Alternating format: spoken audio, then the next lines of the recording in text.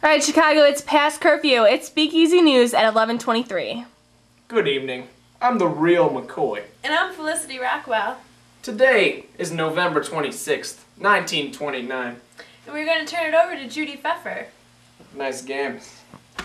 Don't give me that applesauce, real McCoy. We're going to turn it to Judy Pfeffer now for our featured story on the kidnapping. I am here at the exact courtroom where Nathan Leopold and Richard Loeb were tried for kidnapping and murdering a 14-year-old boy, Bobby Franks, on May 21st, 1929. They thought that they could commit the perfect crime, and in this case, it was kidnapping and murder. After committing this crime and being brought into questioning by police, their alibis started to fall apart. Loeb was the one who confessed first, but then soon after, Leopold followed. At the trial, Leopold and Loeb were both sentenced to life in prison. However, that's not all. They were also given an additional 99 years for the kidnapping aspect. It is so crazy to think about something terrible happening on May 21st, 1929. Obviously, these men could not commit the perfect crime. Back to you, Felicity and Real. Thank you, Judy, for that keen story. Also earlier this week, Bellingham Klan Chapter hosted the Washington State KKK Annual Convention, attended by delegates from dozens of Ku Klux Klan chapters. Bellingham Mayor John Kellogg addressed the convention and was standing in front of an enormous electric cross. Now a word from our sponsors. Coca-Cola.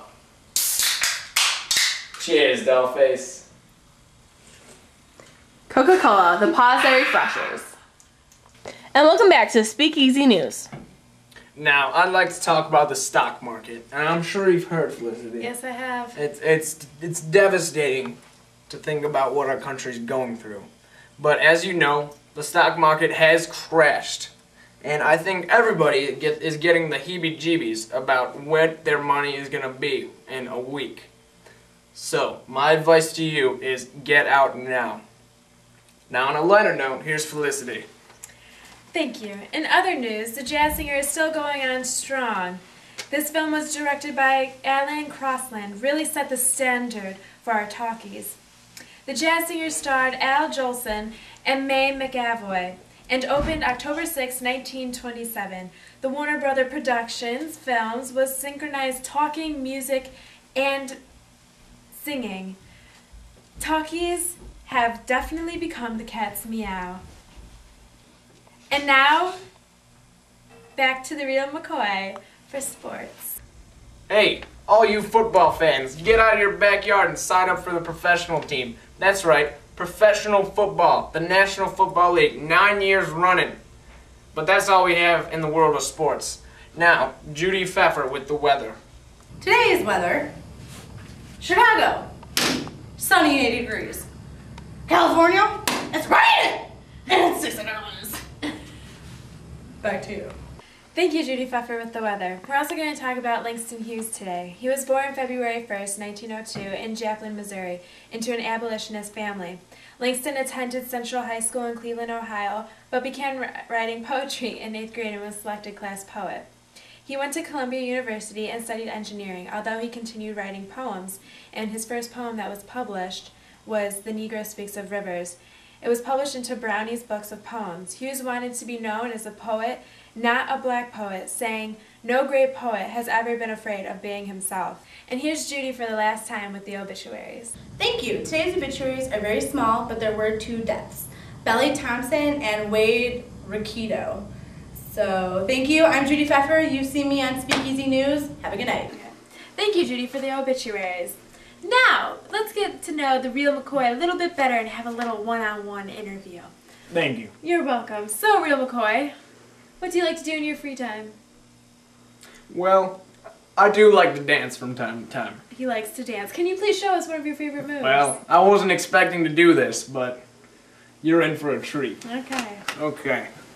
Are you ready? This one I like to call the Charleston, alright? Okay. So it goes a little bit like this, you know, you just get off your feet a little bit, and then there's a trick, alright? There's the stall, alright? But that's all for today. All for today. It's all for today. So, where do you do this dancing? How often do you do this dancing? Every night. Every night. Every night. Speakeasy to speakeasy. That's what I like to do. So what? It's a nice hat. Thank you. Thank you. I like that hat. It's a really cute bow you got going. I'm glad I bought it before the stock market crashed. Yeah, that's good. Yeah. You might go into debt buying it. Yes. All right. Who's doing the interview? Nice. That's very nice. So. Did I mention? Yes, you did. So what type of music do you like to listen to? Who do it? Well, I do like music. And, you know, lately I've been drifting off of the gospel, and I've landed on the wonderful planet of jazz. Jazz? Yes, jazz. Probably one of my favorite jazz artists would have to be Louis Armstrong. That is one cool cat. This was the interview with the real McCoy. Today news. Archaeologists Howard Carter and Lord Caravan discovered the tomb of King Tutankhamun in Egypt. I'm not very sure about the pronunciation, but you go, boys. You go, boys. Also, in the college scene, Kappa Alpha was formed at Union College, New York. The first college fraternity. Oh man, isn't that great? That's huge, McCoy. There's some major toga parties in the future. Toga parties. Keep going, McCoy. Okay, that's enough. Got this. That's enough. We gotta cut the giggle water. Okay. I'm a little ossified, McCoy. That was the real McCoy and Felicity Rockwell with the Speakeasy News. Yes. You stay classy, Chicago. Stay classy. Have a great night.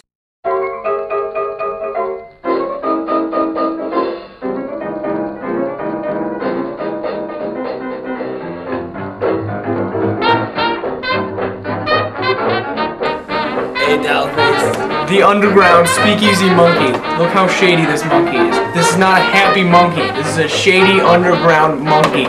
Speakeasy all over it. Today is November 26th, 1920. I'm so confused on what we're supposed to do.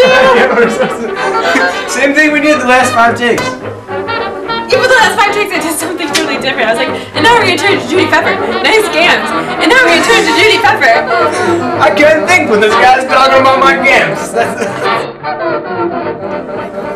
Real boy. This is your line. Hold on, the gang over here. We'll do a newscast. Kappa Alpha was formed at Union College, New York. First college fraternity. Wow. That's gonna be one toga party. That is. I gotta tell you. That is copacetic. Wow. Copacetic. Copacetic. I just blew my mind.